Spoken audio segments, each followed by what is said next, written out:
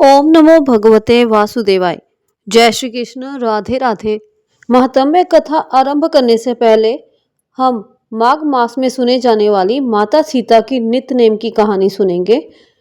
माता सीता की ये रोचक लोक कथा आपके धन के भंडार भर देगी। ये कहानी सीता माता कहती थी और श्री राम इसे सुनते थे।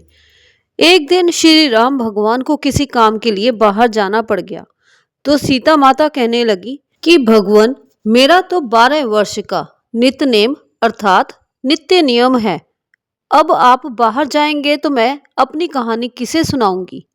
श्री राम जी ने कहा कि तुम कुएं की पाल पर जाकर बैठ जाना और वहां जो औरतें पानी भरने आएंगी उन्हें अपनी कहानी सुना देना।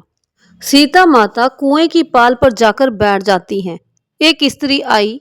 उसने रेशम की जरी की साड़ी पहन रखी थी और सोने का घड़ा ले रखा था।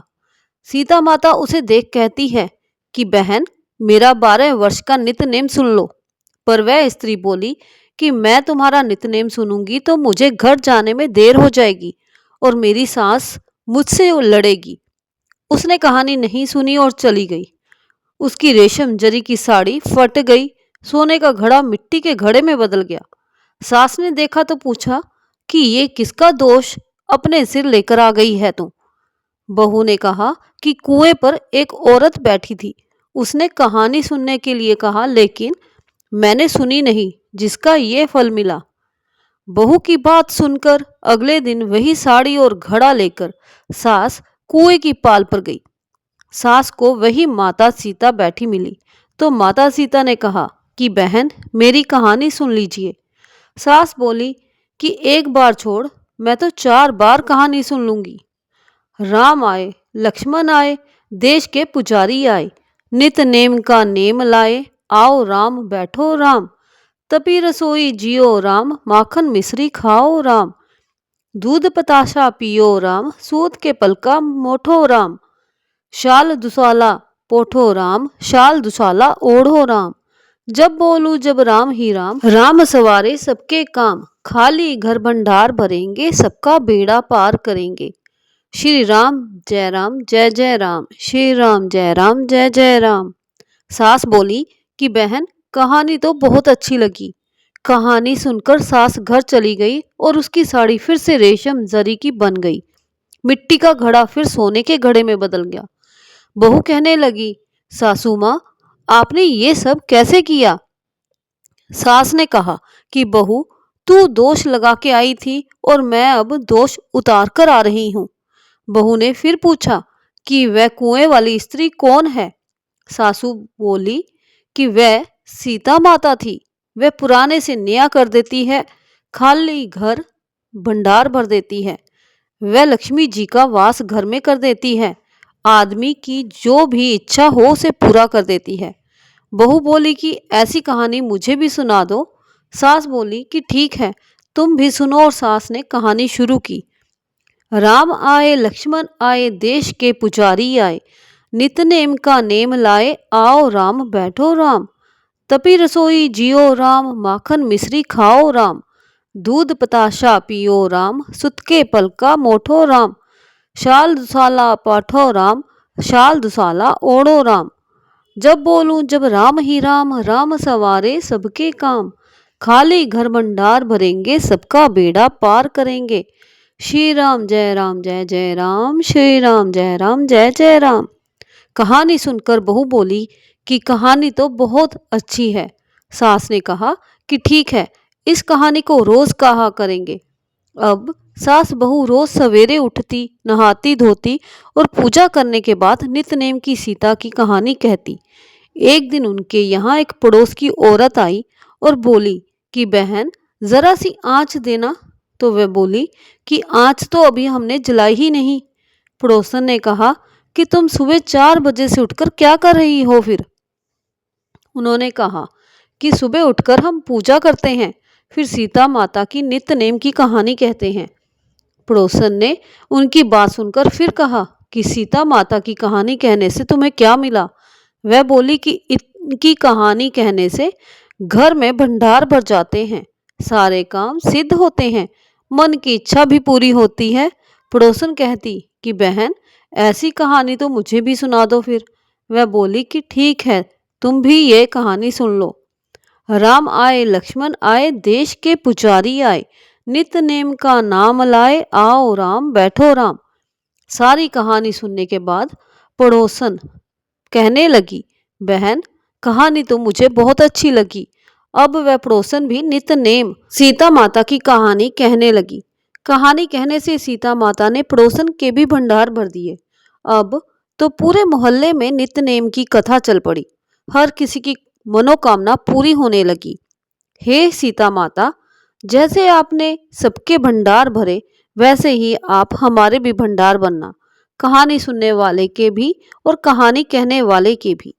बोलो सीता माता की जय। माघ मास महात्म्य कथा 13वां अध्याय आरंभ करते हैं। विकुंडल बोला, हे सौम्य, आपके वचन को सुनकर मेरा चित्त बहुत प्रसन्न हुआ। साधु जनों के वचन पाप को नष्ट करने वाले होते हैं और अमृत मंडल चंद्रमा को भी ठंडा कर देते हैं। हे देवदूत, अब कृपा करके मुझे बताइए कि मेरे भाई का नरक से किस प्रकार उद्धार हो सकता है, ताकि मैं वैसा उपाय कर सकूं। श्री दत्तात्रेय जी बोले। देवदूत ने उनके वचन सुनकर मित्रता रूपी भाव से कहा, हे वैश्य, यदि तुम अपने भाई को स्वर्ग में लाना चाहते हो तो अपने पूर्व जन्मों के इकट्ठे किए हुए फल उसे दे दो। विकुंडल ने कहा, हे दूत, मुझे ये सब बातें बताओ कि मेरे ऐसे पुण्य क्या हैं, कैसे और किस जन्म में प्राप्त हुए, तब मैं शीघ्र दे दूंगा। दूत बोला, हे वैश्य सुनो, मैं उन पुण्यों को आपके हित कहता हूँ। प्राचीन समय में पुण्य मधुवन में शाल्की नाम का एक ऋषि था। वह तप तथा अध्ययन से पूर्ण, तेज से ब्रह्मा के समान था। नवग्रह के समान उसकी स्त्री रेवती से 9 पुत्र उत्पन्न हुए। ध्रुव, शशि, बुध, तार तथा ज्योतिषमान नाम के 5 पुत्र अग्निहोत्र प्रिय थे। ये गृहस्थ आश्रम में लग गए। निर्मोह, जितमाय, ध्यान निष्ठ और गुणातीत ये 4 पुत्र संन्यास लेकर बिना विवाह करे जंगल में रहने लगे। ये शिखा तथा यज्ञोपवीत नहीं रखते थे, पत्थर तथा सोने को समान समझते थे। जो कोई इनको अन्न वस्त्र देता था, उसी को ये ले लेते थे। ये चारों प्रतिदिन संध्या के समय ब्रह्म ध्यान में विलीन हो जाते थे। उन्होंने अपने तप के बल से गर्मी, सर्दी, भूख, प्यास, निद्रा आदि सभी पर पूर्ण अधिकार पा लिया था और विष्णु रूप से समस्त संसार को देखते थे। शांत और आनंद भाव से पृथ्वी पर घूमते थे। इसी प्रकार 8वें जन्म में तुम मध्य देश में सब परिवार रहते थे। तब वह दोपहर के समय भूखे प्यास से तुम्हारे घर में आए और जब तुमने उनको अपने घर के आंगन में देखा तो खुशी से देवता के समान दंडवत प्रणाम करके उनके चरणों को स्पर्श कर धोया और मस्तक पर लगाया तथा हाथ जोड़कर मधुर वाणी से तुमने उन लोगों का अभिवादन किया और कहा कि आज मुझ पर विष्णु भगवान प्रसन्न हुए हैं। मैं आज धन्य हूँ, मेरा घर सपरिवार धन्य है, जो कि मैंने तीनों लोगों के कष्ट हरने वाले आपके चरणों का दर्शन किया।